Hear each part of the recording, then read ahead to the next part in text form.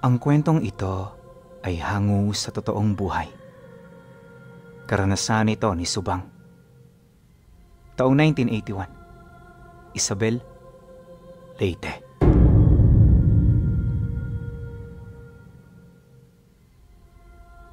Noon pa man, alam na ni Subang na hindi normal ang pamilya na kanyang kinagisnan. Ayon sa kanya, na magmula noong tumungtong siya ng 10 anyos, marami na siyang napapansing kakaiba sa mga magulang niya. Para itong magkabilang mukha ng barya. Yung nanay niya, kinagigiliwan at nare-respeto ng karamihan dahil sa likas nitong talento sa panggagamot. Habang ang kanyang ama, pinangingilagan dahil sa masama nitong pag-uugali. Dagdag pa niya na, araw-araw kapag merong pasyente ang kanyang ina, hindi mo ito makikita ang tumatambay sa bahay nila. Palagi itong naroon sa likod ng bakuran, tulalang nagmamasid sa malawak na karagatan.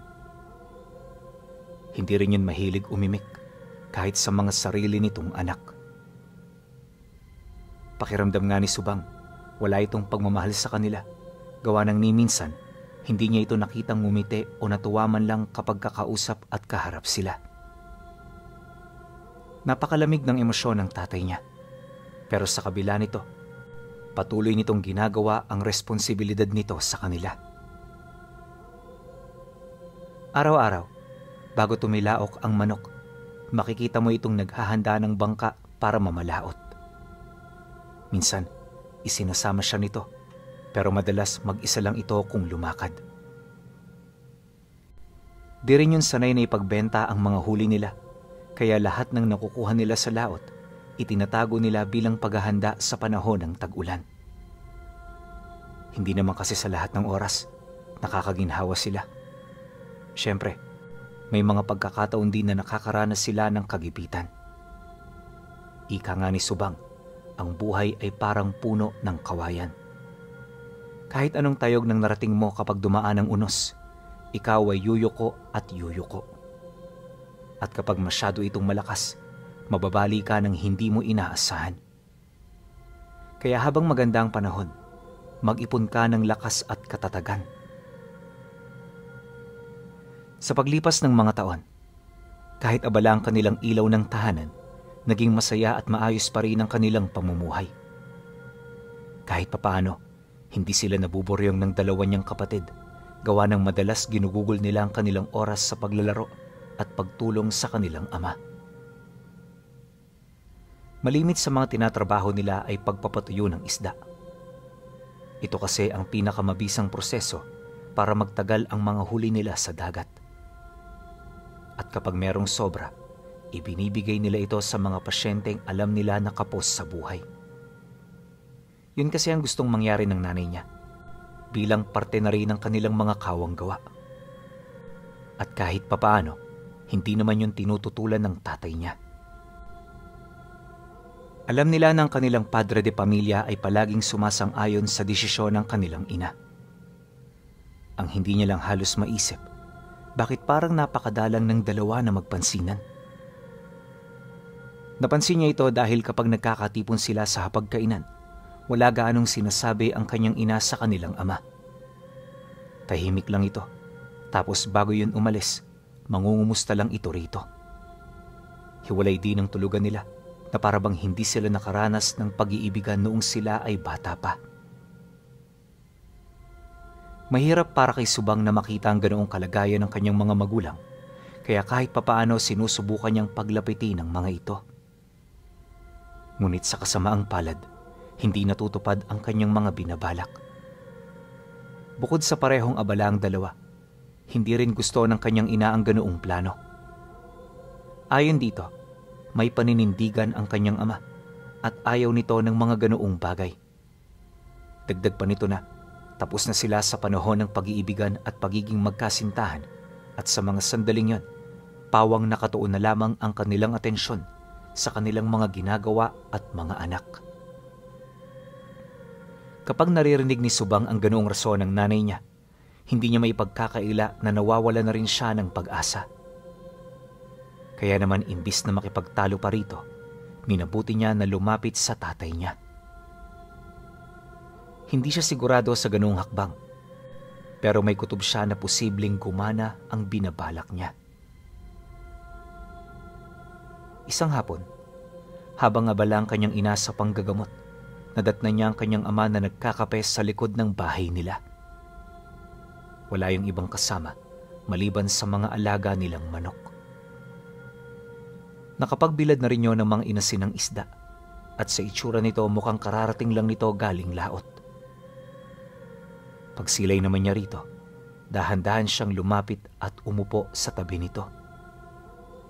Kumuha na rin siya ng baso, sabay abot ng pitsyel na naglalaman ng kape. Habang sinasabayan niya yan, matyaga siyang naghintay sa pagkakataon na ito ay makausap. Pero di pa man niya nabubuo ang lakas ng loob na magsalita. Nagkusa itong magtanong ukol sa kung ano ang kailangan niya. Dagdag pa nito na, kilala niya ito kaya alam niya kung meron itong kailangan o wala. Matapos naman yung mailahad ng tatay niya, dito na siya napatigil sa pagkape. At imbis na sumagot, pasimple niya itong tinitigan habang maiging pinag-iisipan ng kanyang mga sasabihin. Tay, nagtataka lang kasi ako sa inyo ni inay. Bakit ang lamig ng pakikitungo ninyo sa bawat isa? Marami ako nakikitang mga magulang dito sa atin pero hindi katulad niyo ang pakikitungo nito sa kanilang mga kinakasama sa buhay. Masaya sila at ramdam ko na sila'y nagmamahalan. Pero kapag umuwi ako rito, wala akong nararamdamang ganun. Tay, bakit kaya? Kinakabahan niyang wika rito. Nang marinig naman yon ng kanyang ama, bahagya itong napatigil sa paghigop ng kape. Paunti-unti, napabuntong hininga ito ng malalim na animoy nag-iisip ng mga isasagot sa kanya. Pagbaling nito ng tingin, mahinahon itong sumagot ng, "Dahil iba kami sa kanila. Sa ngayon, alam ko na hindi mo pa ito mauunawaan. Pero kapag tumanda ka na, posibleng maintindihan mo ang sitwasyon namin ng nanay mo. Basta palagi mong tatandaan, anak. Mahal na mahal namin kayo at kahit na anong mangyari, hindi kami magkukulang sa inyo. Sige na, pumasok ka na sa loob." Dahil sa sinabi nito, wala siyang nagawa kundi ang sumunod. Alam niya sa kanyang sarili na doon na magtatapos ang kanilang usapan, kaya hindi na siya humirit pa. Bistado na rin kasi niya ang pag-uugali nito, kaya naman ayaw nito na may nangungulit sa kanya. Dumaan ang linggo, ganun at ganun pa rin ang nangyayari sa bahay. Ang ipinagtataka lang niya noon, bakit parang nagiging madalas na ang pamamalaot ng kanilang ama. Noon kasi, 3 beses lang ito sa isang linggo kung mamalaot, pero noong mga oras na yon, halos araw-araw na. Inaabot na rin ito ng 9:00 ng gabi sa laot, kaya naman medyo nag-aalala na rin siya. Batid niya kasi na hindi ito pinapansin ng kanilang ina kahit naghahapunan sila ng hindi yon kasama. Dahil dito, nagpasya na si Subang na kumprontahin ng nanay niya ukol sa mga nangyayari. Hindi na kasi niya naaabutan ng tatay niya. Gawa ng umuuwi ito napakalalim na ng gabi, tapos umaalis yun 1:00 ng madaling araw. Siyempre bilang binatilyo, hindi niya magawang gumising ng mas maaga, kaya naman ang inaasahan niyang makakasagot sa mga tanong niya, walang iba kundi ang nanay niya. Isang umaga, nang mataong wala yung pasyente, dito niya na ito kinumpronta ukol sa kakaibang ginagawa ng tatay niya. Masyado na kasi siyang nag-aalala at kung hahayaan niya pa ito, hindi na niya alam kung ano pa ang mangyayari rito. "Nay, may ideya ba kayo sa ginagawa ngayon ni Itay? Medyo nakakabahala na kasi. Isipin ninyo, 2 linggo na siyang ganyan. Akala mo gipit na gipit tayo sa buhay kasi wagas siya kung makapagtrabaho eh. Hindi rin ako kumbinsido na pangingisda ang rason ng pamamalaot niya. Naniniwala ako, meron itong ibang dahilan." Seryosong wika niya sa nanay niya. Nang marinig naman ito ang kanyang sinabi, agad nitong pinaalis pansamantala ang mga kapatid niyang nakikinig. Maya-maya pa, nang silang dalawa na lamang sa kusina, tumingin ito sa kanya habang inilalahad ang rason kung bakit nagkakaganon ang kanyang ama. Ayon dito, ilang milya ang layo sa kanilang baryo, matatagpuan ang magkakadikit na isla ng Camotes. Dito isinilang ang kanyang ama at dito rin kasalukuyang nakatira ang angka nito. Malayo yun sa sibilisasyon at ang lugar doon kakaiba sa lahat ng baryo na nakita niya.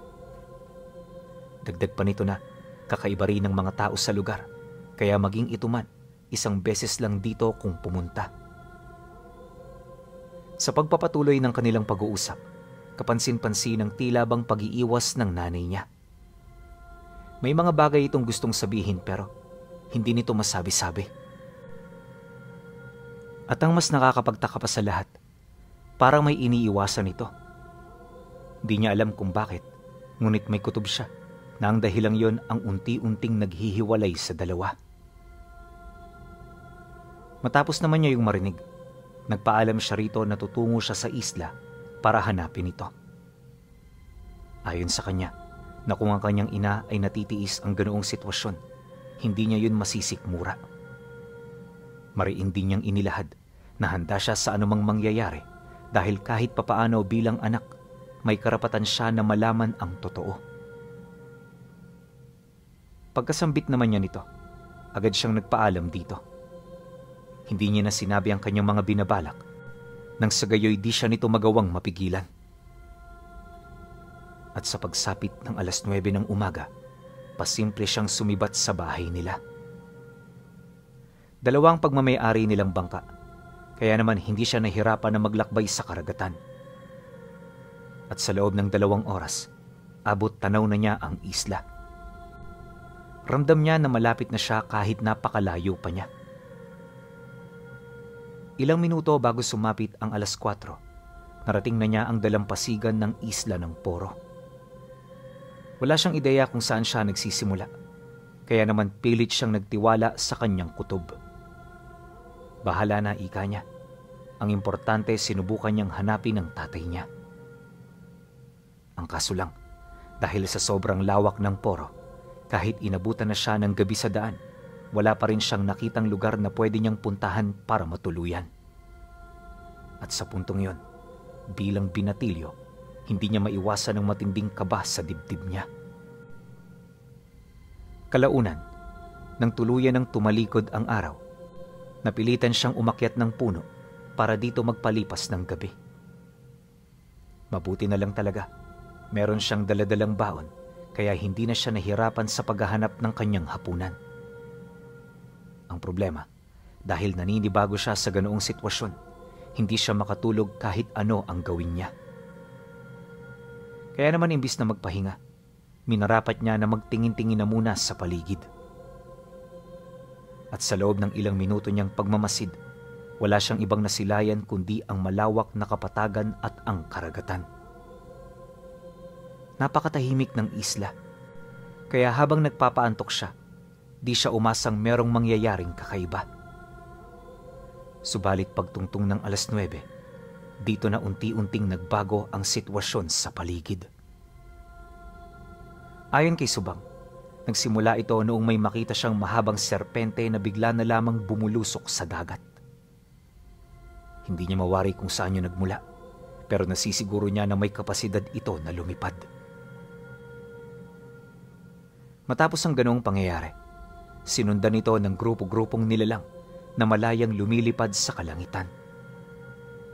At sa estado ng mga ito, alam niya na hindi yun ibon o anumang hayop na may pakpak. Bukod kasi sa masyado itong malaki, kakaiba rin ang kanilang mga hugis. Ano man ang mga nilalang na yan, naniniwala si Subang na hindi ito likas sa mundo ng mga tao. At sa paglalim pa ng gabi, katakatakot na pagpaparamdam ang nangyari. Maliban sa mga nilalang, may dumaraan ding makakapal na usok, kalakip ng mga tinig na umiiyak at humihingi ng tulong. Ramdam din niya na may mga nagmamasid sa kanya kahit wala naman siyang nakikita. Pagtungtong ng hating gabi, dito niya na nakita ang grupo ng mga kultong naglilibot sa mga kakahuyan. May daladalang sulo ang mga ito, kalakip ng mahahabang sundang na nakasukpit sa kanilang mga bewang. At habang binabagtas nito ang daan, may mga engkantasyon nitong sinasambit. Kakaiba ang dialekto na kanilang ginagamit, kaya kahit isang kataga, wala siyang naunawaan. Gayunpaman alam niya na mapanganib ang mga ito, kaya hindi siya nagdalawang isip na magtago. Subalit nang akmang papalapag na sa pinagtataguan niya ang mga kulto, bigla itong tumigil sa paglalakad. Maya-maya pa, paisa-isa na yung humarap sa kanya habang patuloy pa rin sa pagsasambit ng mga engkantasyon. Nang masipat naman yun ni Subang, alam niya na natagpuan na siya ng mga ito. Ngunit nanatili ang kanyang kumpiyansa na hindi siya nito mahuhuli ng basta-basta. Kaya naman, habang hindi pa siya nito nakikita, dahan-dahan na siyang bumaba ng puno.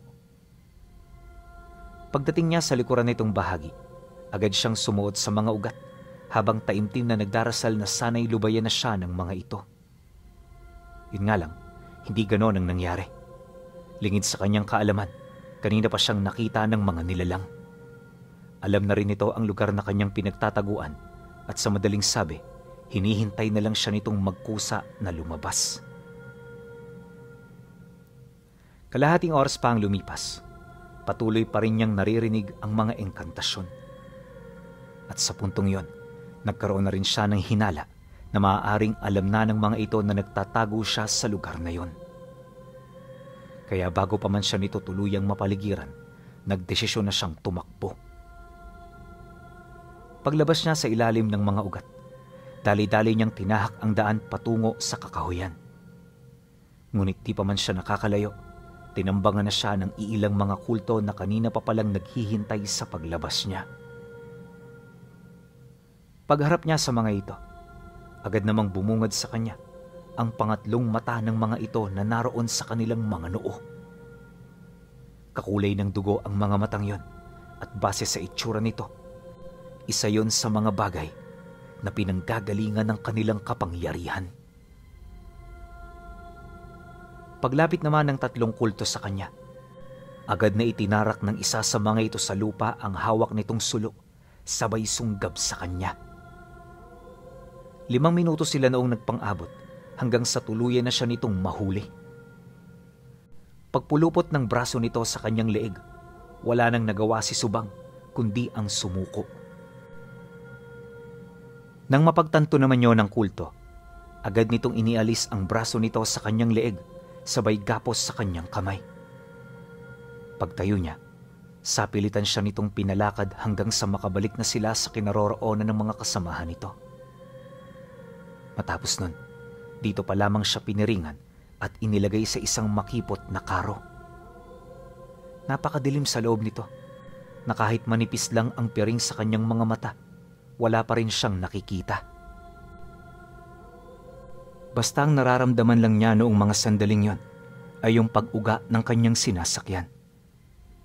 May mga naririnig din siyang tao sa loob ng karo na animoy nagbabahagi ng kanilang malungkot na karanasan. Ngunit sa kabila nito, hindi siya nagpatinag. Nanatili siyang kalmado dahil naniniwala siya darating ang kanyang ama upang siya ay iligtas. Pagsapit naman ng madaling araw, dito na siya paunti-unting nagkaroon ng bisyon sa lugar kung saan siya naroon. Medyo maliwanag na kasi sa labas, kaya naman hindi na gaanong madilim ang mismong loob ng pinagkulungan ng mga ito. Maya-maya pa, dito na tuluyang huminto ang sasakyan niya. Wala siyang ideya kung saan siya nakarating, ngunit ramdam niya sa labas ng kulungan, maraming tao ang naghihintay sa kanila. Pagbukas ng pinto, agad niyang nakita ang isang maliit na nayon sa gilid ng kagubatan. Kakaibang nayon ng kultong yon, sa kadahilan ng lahat ng nakatira rito, merong ikatlong mata. Mahahaba rin ang kasuotan nila, tapos pangkaraniwan na sa kanila ang pagdaan ng kanilang mga mandirigma. Makalipas pa ang ilang minutong pagmamasid, dito na sila inutusang lumakad. Akala niya magiging maayos ito, pero di pa sila nakakalayo sa karo, may mga nambato na sa kanila. At sa hindi malamang dahilan, di siya nito pinatatamaan. Isipin ninyo malalaki ang tipak ng batong yon. Kaya kapag tumatama ito sa kanyang mga kasama, halos mahimatay ang mga ito. Yung iba nga, agad na namatay sa unang pagtama pa lang ng bato sa kanilang mga ulo. Bukod kasi sa nabasag ang kanilang mga bungo, dumugo rin ang kanilang mga utak. Paglupasay naman ng mga ito, agad itong kukunin ng mga taga-nayon, sabay dala sa isang maliit na bahay na walang bintana. Wala siyang ideya kung ano ang mangyayari sa mga bangkay, ngunit naniniwala siya, kinakatay ito ng mga kulto. Maya-maya pa, nang tantanan na sila ng mga tao, dito niya nasilayan ang pinuno ng nayon. Isa yung matandang babaeng hukluban.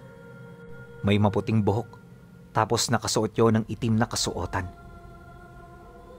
Kapansin-pansin din ng lamparang daladala nito, kung saan sa ilalim nito merong kadenang nakaugnay sa isang bakal na libro na nakatali naman sa bewang nito. Nangingitim din ng daliri ng nilalang na yon, indikasyon na tuluyan na itong nilamon ng itim na mahika. Pagsilay naman ito sa kanya, dito niya napansin ang kulay lila nitong ikatlong mata. Namumukod tangi yun sa lahat ng kulto na maaaring rason kung bakit yon namumuno. Matapos siya nitong masilayan, dahan-dahan yung lumapit at nung magkaharap na sila, bigla naman yung nagwika. Kilala kita at kilala ko ang iyong ama. Mapalad ka, bata. Dahil sa tatay mo, hindi mo mararanasan ang mga nangyayari sa mga ordinaryong taong nadadala namin dito. Maging panatag ka, sapagkat anumang oras darating ang hukbo ng iyong ama.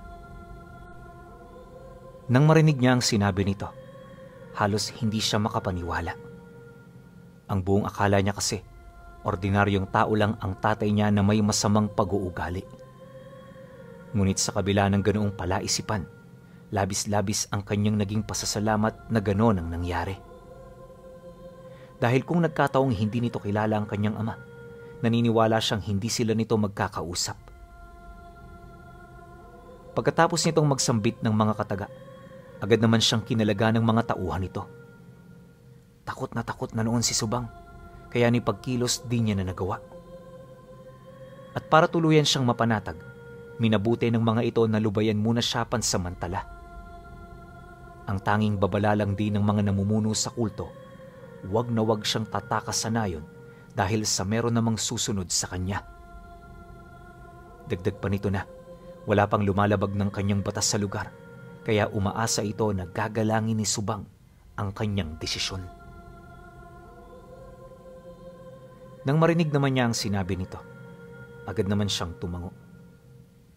Di pa man kasi nito sinasabi ang tungkol sa bagay na yon, alam na niya na napaka-imposible na makatakas doon ng basta-basta. Ilang oras pa ang lumipas, kapansin-pansin ng mabilis na pagtakbo ng oras. Pakiramdam niya noon, minuto lang ang dumaan tapos hapon na naman. Subalit sa kabila nito, kapansin-pansin ng walang tigil na pagtatrabaho ng mga kulto. Pagpatak ng 5:00, may narinig siyang tambuli na nagmumula sa loob ng nayon. Wala siyang ideya kung ano ito, ngunit alam niya na isa yung senyas para balaan ang mga taga roon ukol sa paparating. Maya-maya pa, pagtahimik ng tambuli, dito na pumasok ang isang pangkat na binubuo ng 10 kalalakihan. Nakatalukbong ang mga ito, tapos meron yung daladalang mga sulo kahit may sikat pa ng araw. Kapansin-pansin din ang mga lalagyanan nito ng mga sandata na nakasabit sa mga bewang nila. Pagharap naman ito sa pinuno ng kulto, isa-isa nitong inialis ang kanilang mga talukbong at sa isang kisap mata, bumungad sa kanya ang mukha ng tatay niya. Nanlilisik man ang mga mata nitong nakatitig sa mga nilalang, sadyang hindi nito maipagkakaila ang matinding pag-aalala sa kanya. Matapos namang magpang-abot ng kanilang mga paningin, kusa siyang ibinalik ng pinuno ng kulto. Humingi rin yun ng tawad sa kanilang kapangasan na siya namang agaran nitong tinanggap. Hindi naglaon. Nang wala na silang pag-uusapan, tahimik silang umalis sa lugar na yon. At nang marating nila ang dalampasigan, nakita niya ang malaking isda na merong mga upuan sa likod nito. Ayon sa kanya, kakaiba ang itsura nito, gawa ng para itong buwaya na may pagkalapu-lapu. Halos kasing laki rin yun ng bangka, kaya hindi niya maisip kung papaano yun napaamo ng kanyang ama at ng mga kasamahan nito.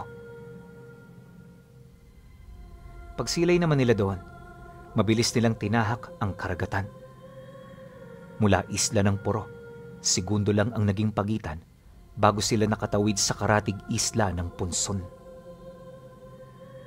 Pagdating nila sa lugar na yon, may pinasukan silang kuweba na nagdala sa kanila patungo sa isang kakaibang mundo na hindi nalalayo ang itsura sa islang pinuntahan nila. Ayon sa kanyang ama, kopya ng totoong isla ang lugar na yon at kaya nila ito ginawa ay para mapreserba ang kanilang angkan at uri. Nabanggit din ito sa kanya na kalahating magindara ang angkan nila, kaya ganoon na lamang ang takot ng mga kulto at iba pang mga nilalang. At sa pangkalahatang isla ng Camotes, ang angkan nila ang kinakatakutan sa lahat. Isipin ninyo, napapabilang sila sa mga sinaunang uri ng aswang na walang pangontra at kahinaan. Idagdag mo pa ang pagiging likas nilang tao na siya namang nagbibigay ng kalamangan sa kahit na anong sitwasyon. Maliban sa ganoong bagay, nagtataglay din ng malakas na kapangyarihan ang bawat sandatang ipinamana ng kanilang mga ninuno. Ito ang nagtanggol sa kanila sa loob ng ilang siglong pakikipaglaban sa mga nilalang na nagtatangkang manakop sa isla. Matapos naman yung ilahad ng kanyang ama, ipinakita nito ang estado ng mga pinakamalalakas nilang nakalaban sa loob ng 6 na henerasyon. Nasa kaanyo na yon ng bato at ayon sa tatay niya, dahil yun sa abilidad ng mutya ng apoy ng Minukawa na pagmamay-ari nila. Dagdag pa nito na, hindi lang ang ibon ng Adarna ang nagtataglay ng ganoong abilidad. Nang marinig naman ni Subang ang lahat ng ito, halos hindi niya mawari kung anong nilalang ang kanyang ama. Sa dami kasi ng mga sinabi nito sa kanya, di niya na gaanong maunawaan kung alin ba sa mga itong realidad at sa kasinungalingan. Subalit sa pagpapatuloy ng kanilang paglilibot, nagpakita ito ng ilang mga batayan ukol sa mga detalyeng kanyang narinig. Dagdag pa nito na, totoong lahat ng yon, kaya wala siyang dapat na ipagduda o hindi paniwalaan. Inilahad din ito sa kanya ang tungkol sa rason kung bakit napakalamig ng pakikitungo nito sa kanyang ina. At ayon sa kanyang ama, kinakailangan niya itong gawin para ito ay maprotektahan. Sa larangan kasi ng lihim na karunungan, ang pagpapairal ng emosyon ay mapanganib. Dapat marunong kang dumistansya, lalo na kung ang pinag-uusapan ay ang sarili mong pamilya. Pagtatapat pa nito na, napagkasunduan na nila ang tungkol sa bagay na yon, para kung sakali mang may mawala sa kanila, hindi ito magdudulot ng kapahamakan ng natira sa kanilang dalawa. Gayunpaman, sa kabila ng ganoong kasunduan, mariin itong sinabi sa kanya na patuloy pa ring namumutawi sa kanilang dalawa ang pagmamahalan. Matapos ang pag-uusap, pinagpahinga na muna siya nito. Gabi kasi sila uuwi, kaya kinakailangan niyang makalikom ng lakas. Nang marinig naman yon ni Subang, di na siya tumutol at pagsapit ng 10:00 ng gabi, tinahak nila ang madilim na karagatan para makauwi sa kanilang lugar.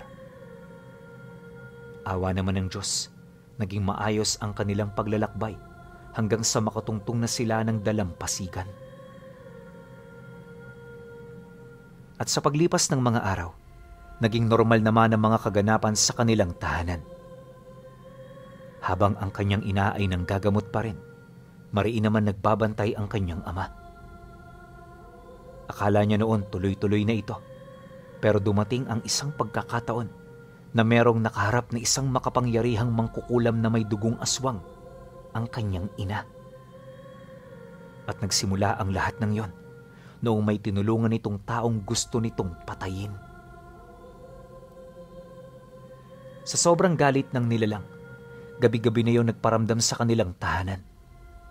Sinubukan din itong atakihin sila ng espiritual, ngunit dahil sa mga kalasag ng tatay niya, hindi ito umepekto. Kaya naman kahit nagdadalawang isip ito, napilitan niyong magparamdam sa kanilang tahanan para lamang makapanindak. Ramdam ng tatay niya na natatakot itong umatake, kaya naman hindi niya ito gaanong pinagtuunan ng pansin. Subalit nang makiusap na sa kanya ang asawa niya, nagdesisyon siyang tuluyan na ito. Para sa kanya, sagrado ang pakiusap ng kanyang kinakasama, kaya walang kahit na sino ang may karapatan ditong pumigil. Pagtanggap niya ng pakiusap nito, matyaga niyang hinintay ang pagtalikod ng araw sa kalupaan. At sa pagsapit ng gabi, di pa man nakakapagpalit anyo ang nilalang, sinalubong na ito ng palaso na pinakawala ng kanyang ama mula sa loob ng bahay nila. Isipin ninyo, milya-milya ang distansya nito sa kalaban nila, pero nagawa niya yung matamaan na animoy ang palasong pinakawalan ay merong sariling buhay. Di man nila nakita kung papaano namatay ang nilalang, subalit naniniwala sila na totoo ang naging kwento ng kanyang ama. Pagkatapos kasi nitong magpakawala ng palaso, kailan may hindi na ito nagparamdam pa sa bahay nila. At magmula noon, mas lalong tumindi ang paghanga ni Subang sa kanyang ama. Dagdag pa niya na, nung tumanda yon hindi ito pumanaw, pagkus ay lumipat lang ito sa kanilang lugar. Kalaunan, nang nanghina na rin ang kanilang ina, sinunduyo ng tatay niya para isama sa paraisong minsan niyang napuntahan. Kaya naman hanggang sa lumaki si Subang, hindi niya nakalimutan ng tatay niya na isang kalahating magindara at sa tinataglay ng kanilang angkan na mutya ng apoy ni Minokawa.